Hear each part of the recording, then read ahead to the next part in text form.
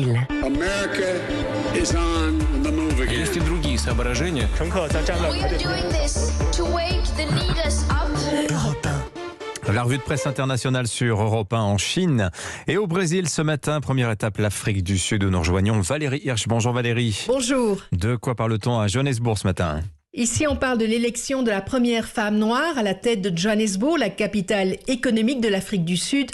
Le Daily Maverick nous présente Mpho Maplatse, qui est méconnue du grand public. Cette médecin de 44 ans qui a élevé seule ses 3 enfants fait partie du principal parti d'opposition, l'Alliance démocratique, le DIE. Elle s'est engagée en politique après avoir été choquée par la misère des habitants d'un township de Johannesburg. Quand le DIE a dirigé une première fois la ville de 2016 à 2019, elle est devenue adjointe du maire en charge de la santé. Pour le Business Day, l'élection surprise de cette femme bardée de diplômes montre que les électeurs veulent des gens qualifiés pour diriger les municipalités. La mauvaise gestion et la corruption expliquent que l'ANC, le parti au pouvoir, ait perdu la plupart des grandes villes du pays. Merci Valérie Hirsch. Direction maintenant le Brésil. Bonjour Marino Dacher. Bonjour. À la une chez vous. Du Black Friday, le site de la Folha de São Paulo crée même un onglet spécial pour l'occasion. 32% des Brésiliens vont acheter à cause du Black Friday, quitte à s'endetter, alerte le quotidien à la veille de l'un des jours les plus importants pour le commerce, même si les promotions ont déjà commencé. Alors on achète d'abord des vêtements à égalité avec de l'électronique, mais aussi des téléphones portables.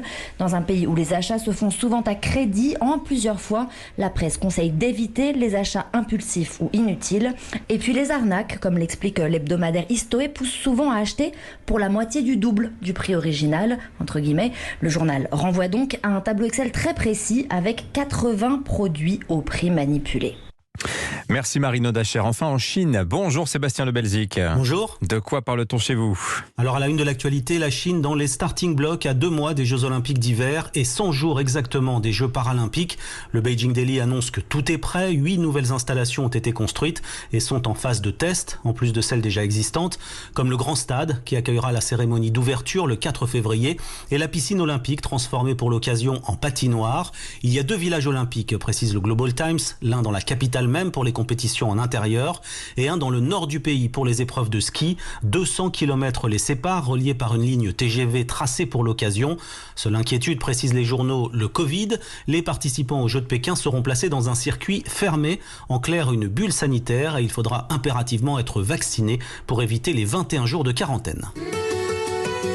C'était la revue de presse internationale.